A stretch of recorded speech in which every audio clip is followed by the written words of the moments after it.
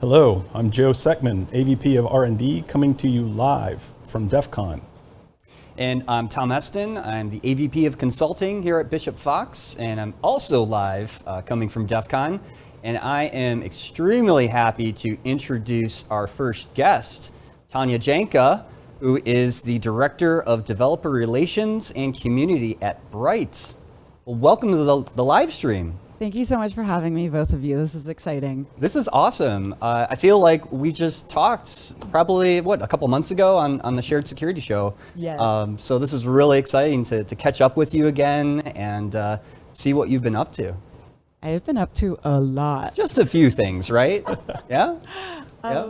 So my company, We Hack Purple, got acquired by Bright Security in May.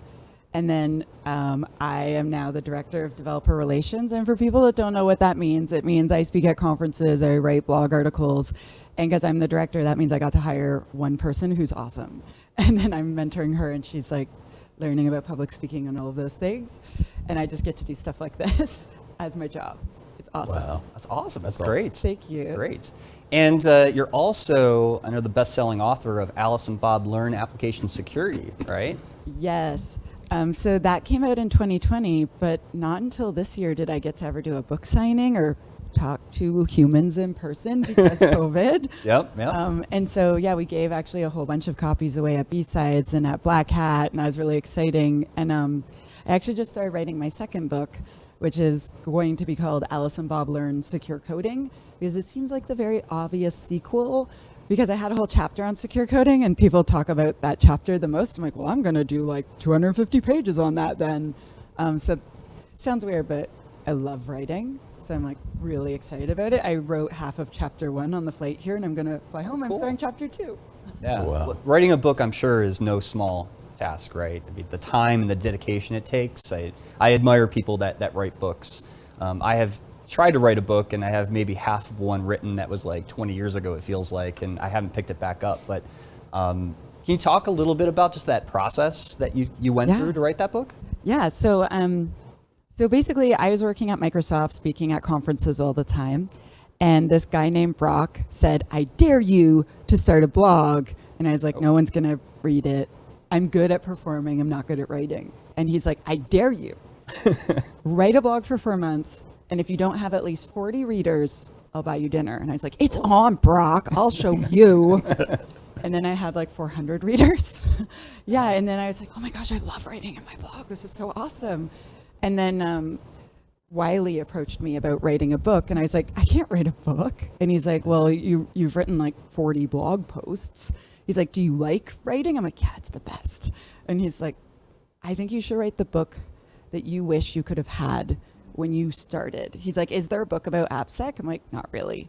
There's books about how to hack web apps. There's like books about how to add security to DevOps or Agile. I'm like, but there isn't really a blah, this is application security. So I spent a year kind of asking everyone, if I was going to write a book on AppSec, what should be in it? And I was like, how does this look? And people kept adding things. And so after a year, he's like, are you going to write it or not? And so I only took around 5 months to write it, but I spent another year in edits. And so I love writing. I hate edits. Edits are hell. And so this might sound weird, but I hired my worst troll to be my technical editor, because he would read every article and then pick apart little technical details and teach me something new. And I say he was a troll, but he was never rude ever. But he'd just be like, oh, well, you forgot this one edge case, or there's a nuance here that you didn't quite clarify, and like, you don't want to mislead people. And I'm like, oh, I didn't even realize like that this could be interpreted 2 ways. And so, but it's really hard. But hiring him, I've never had a single person disprove a thing in my book. And I don't know if you know, but ladies on the internet tend to get a lot more scrutiny than gentlemen. And every technical argument someone started with me, I've been right, because I already had way worse arguments with my technical editor. I'm like, oh, you got nothing on him. So that was really good, yeah. Well, it's definitely a book that I've recommended to people, just in terms of like they want to learn more about application security. Even for some of us that have been around a while, it's a great reference too for concepts and things that you talk about, which is really important. So So that's awesome. Really looking forward to your next book as well. Thank you. Me too. So, Joe, I think you wanted to talk about DAST because Yeah. I know this is a topic that you're kind of close to, right? I am. A little bit. Since Bright makes a DAST. Yep. Yeah, for sure. And I know one of the challenges too is DAST is fairly mature as an approach. Yeah. It's been around for a while. Yeah. Similar approaches, but technology is moving. Scope and span is changing as well. So I'm just curious your thoughts on where you see DAST going in the next 5 years. Okay, so I work for a company that makes a DAST, and I was their technical advisor for a year and a half before I started working for them, so I helped them design it. Like, not literally writing code for them, but they would show it to me and I'd be like, how about this, how about that? And so I'm very biased because obviously I'm like, ours is the best. But if you could put that aside, I think that, so when I started, I was a software developer, and then I was really obsessed with security, as you might have noticed. And I was like, how can I be more awesome with my apps? And someone was saying, you should scan it with a DAST. And the first time I did it, I was like, what is happening? And it was fun, but I was like, oh my gosh, there's stuff wrong. I'm like, am I a hacker now? And I was just like really excited. And people would be like, what are you doing? I'm like, I'm pew pew at my desk. And I started showing everyone else how to do it, and it was like exciting. But I had some things that went wrong. So I became a junior pen tester, and I had to test our prime minister's website, which is one of my claims to fame. And so I tested a dev version, and my DAST got into the administrative module in the auto scanning, and then it started fuzzing all the things. And it took down not only the database, but the web server, and we had to do both of them from backup. And I was like, and so I would say that the traditional DAST is like a scalpel in the hands of a surgeon. And so if you see a pen tester and they're using all of Bright's competitors that pen tests use, I'm not going to name them, but we all know who. So then it's awesome, right? Because you have an expert and they like use it like a surgeon. But the move that I'm seeing is more software developers being involved. And quite frankly, I don't want to put a scalpel in the hands of a software or like, you know what I mean? Like that level of tool. And so I see the DAST sort of splitting between like fuzzing, being able to repeat your requests, edit your requests, like web proxy, manual testing, and like dictionary attacks and all of that, with pen testers still using those, but easier tools that are simplified for devs. And so stuff like validating. So a thing I found really hard as a junior pen tester is validating my results. And if you give a false positive to the devs, they don't like it, they're upset. And so I feel like it's going to split in half, if that makes sense. And I've seen this with SAST too, where SAST, so in my opinion, as a person who like does not have any stakes in any of the SAST companies, I feel like they've been going like this, where there's, again, I'm not going to name products, but like the more original SAST products, where if you are an expert at reviewing code, you can crawl through an app for like 3 straight weeks with your SAST and find 100% of the things wrong with it. But we don't have 3 weeks, right? And so there's newer tools where instead of symbolic analysis or symbolic execution, what they're doing is just grepping for anti-patterns. It's like, if you got this, you suck, right? And it's like pretty much sure thing, but it misses stuff, right? Like it'll miss some things, and you don't need an expert to run it. You could just say to a dev, like, listen, it found 6 things and 3 of them scare me. Can we talk about those 3 and throw the others away? And it can run in 10 minutes instead of 4 hours or whatever, right? And so I think that SAST and DAST are kind of going like this with, we are for pen testers, we are for security professionals, and we are for devs. And we're not perfect, but we're fast and easy to use. And the security expert can test it later, and it won't be, I joke, you know, like I point my thing at it and it like lights up like a Christmas tree full of vulnerabilities, and it won't look like a Christmas tree. And like, that's what I want as a professional security person. I think there's the other side too, and I think you touched upon this as well, is just the magnitude and volume and scope of something from informational all the way to supremely critical, stop all the presses. So having that knowledge and experience to sift through those two, I guess, decisions that you need to make from either audience, the developer or the pen tester, is also one of those challenges. Yeah, I feel like, so part of We Hack Purple is I would go in and do enterprise training at a lot of shops. And around 1/3 of the time, the software developers would be hiring me in secret. And I know that sounds weird, like government agencies, other places. And they said, well, we asked the security team and they said no.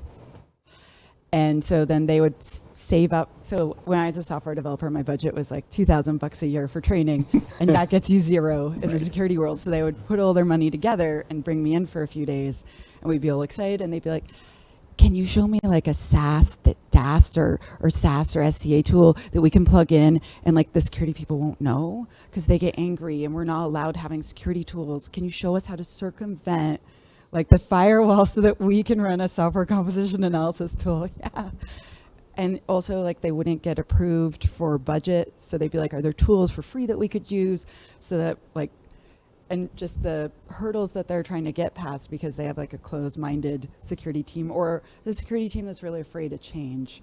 And so I was really surprised the first time it happened. And they're just like, well, our security team said we're not allowed secure code training. I'm like, wait, could you just say that again? What?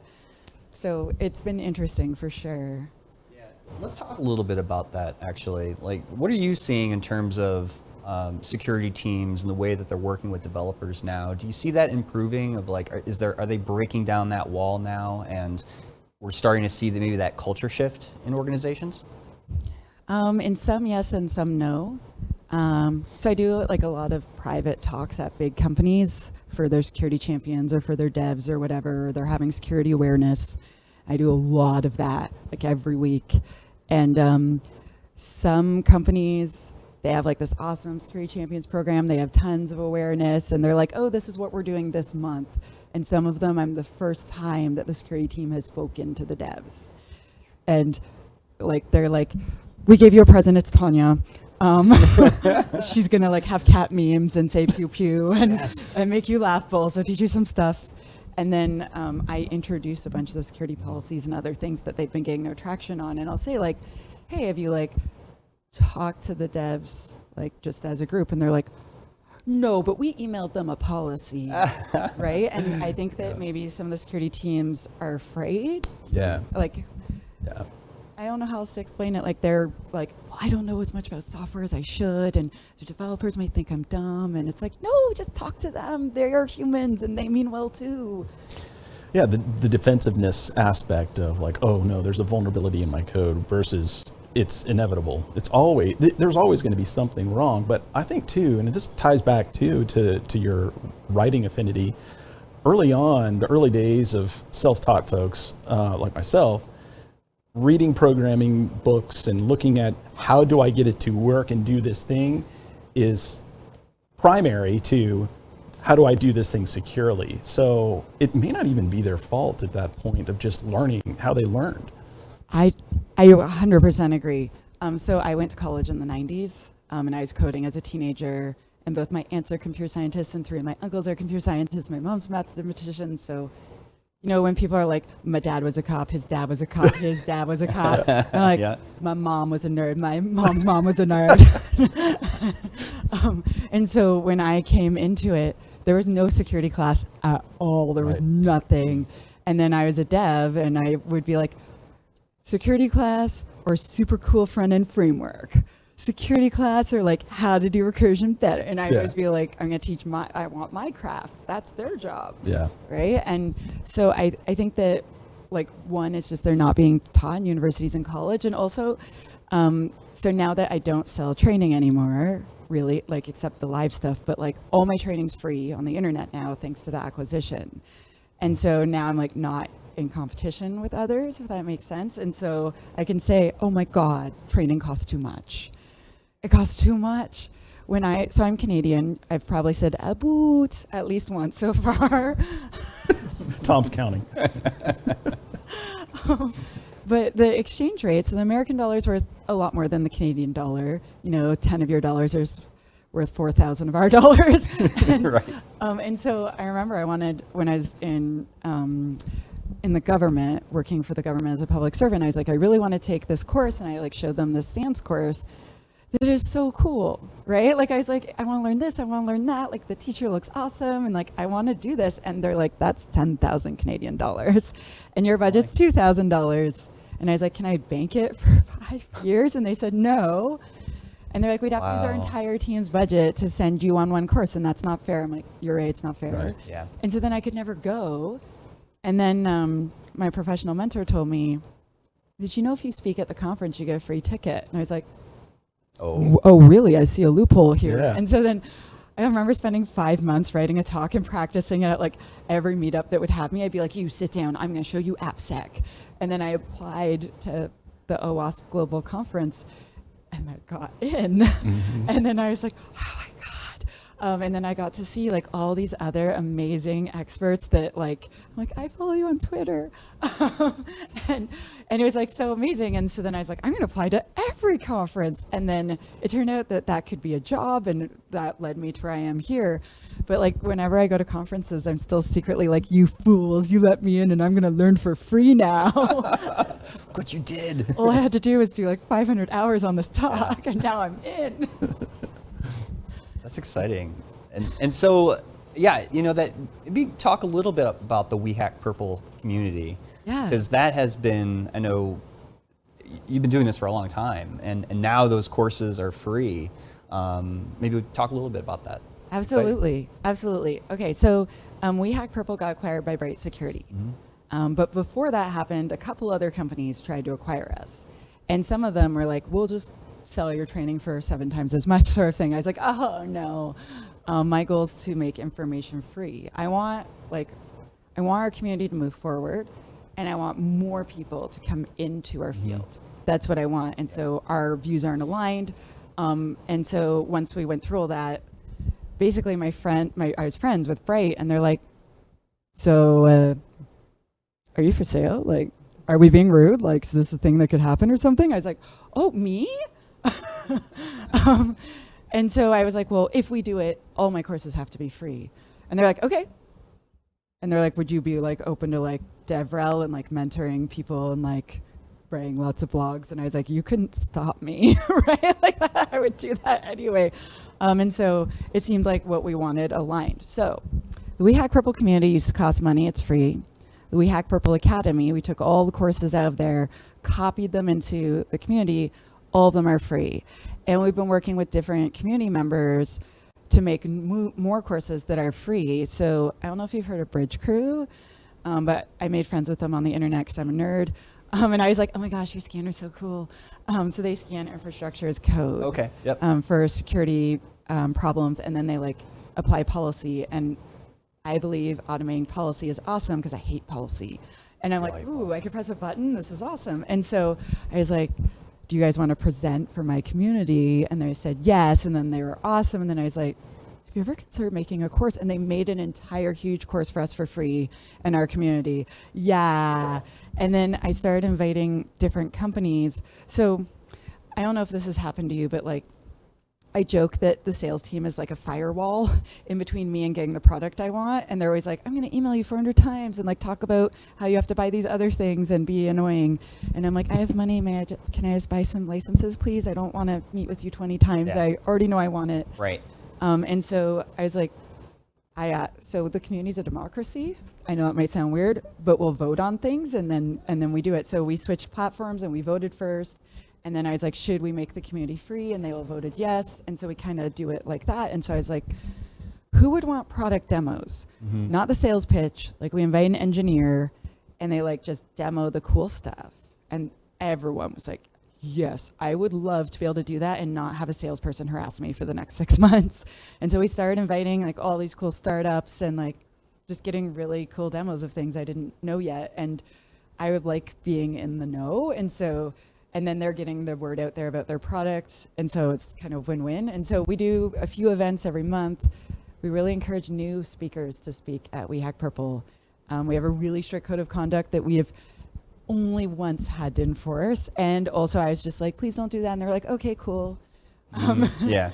And they're really nice about it. And so it's just been really great. And so we've started having in-person meetups with the community because I think we're over 3,000 people now. Wow. And so we had one in Vegas this morning.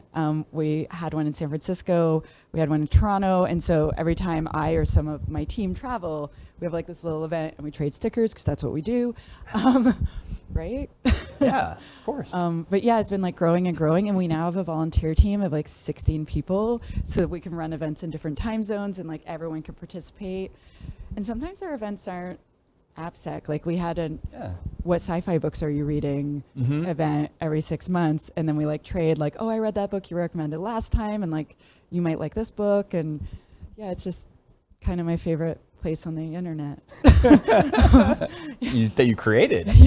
That's now grown so much. That's so exciting for you. It's awesome. It's so exciting to just be able to be a nerd with other people that kind of feel the same way, and in a safe space, because I find like on Twitter, usually everyone's really nice, but sometimes people are really mean, and I had some problems with that recently, and like no one does that.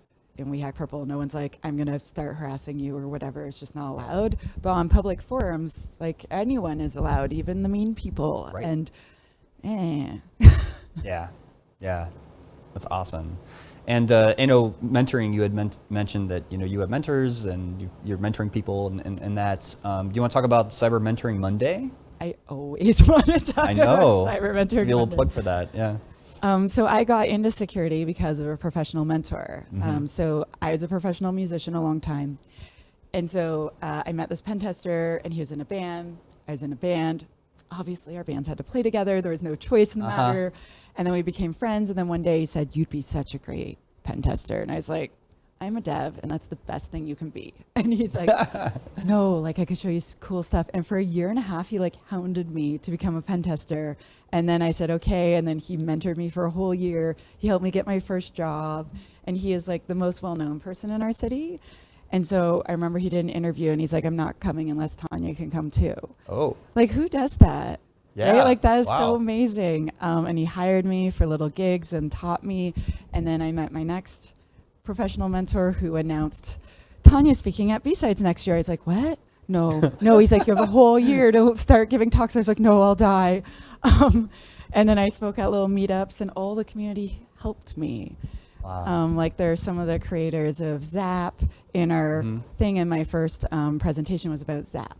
And so like they helped me practice on them and improve. And when I did my first talk at B-Sides Ottawa, I was so scared. I was like really freaking out. And so my professional mentor stood next to me on stage and didn't talk and just waited. And like, he's like, I'm right here. Nothing can happen. Wow. You are safe. And I was just like, thank you.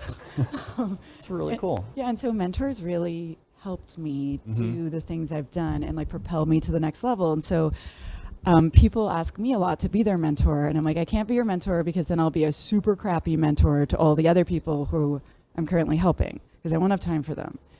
And so I started this hashtag on Twitter. So it's all one word, hashtag Cyber Mentoring Monday. Every single Monday since 2018, I'm like, it's Cyber Mentoring Monday. Do you need a mentor? Do you want to give back to the community? And people just start meeting each other. And you might see a thread with maybe like 10 people or 15 people. But what really is happening is there are 100 direct messages that are private, and people are introducing people to other people. And it's resulted in tons of people getting jobs, tons of people making new friends, a few people starting companies together. Wow. Yeah, it's been really awesome. And I remember I went to a conference a few months ago, and this guy came up to me. He's like, I want to buy you a coffee. And I was like, okay. And he's like, I think you're great. I did the Cyber Mentoring Monday, and I met this nice young lady, and I was mentoring her for 6 months. And then my boss said, okay, we have space for a junior AppSec person. We got to recruit someone. He's like, I already know who. And he's like, she's the best employee I've ever had. She's worked for me for a year and a half now. I would never have found her. She's like, I couldn't imagine having a better teammate. And I was like, Yeah. right? And then like, that's why I do it, because of that guy. Do you know what I mean? Yep, that's so awesome. So tell us just where people can go to learn more about you and things that you're doing. Awesome. So I have a website, shehackspurple.ca, because I'm a Canadian and I say aboot. And so I'm She Hacks Purple on YouTube, on Twitter, on Twitch, etc. But if you want to join the We Hack Purple community, and just to be clear, all of you, including the people in this room, are invited. Go to community.wehackpurple.com. It's free. We don't sell a single thing in the community at all. Every single thing's free. And if you want to learn about a dynamic scanner and be like, pew, pew, with the best of us, go to brightsec.com and you can try. So basically, individuals can just use it for free. And it's just companies that pay, which is awesome. But so if you want to try pew, pew, pew, pew, I have lots of videos of how to do it on the internet. But yeah, please, I use a lot of Twitter. So if you like that, you could say hi there. And yeah, that's it. Awesome. Right. Well, it's been an absolute pleasure having you on the live stream. Great to catch up and talk and speak with you again. And for everyone else, stay tuned for more coming from our live stream.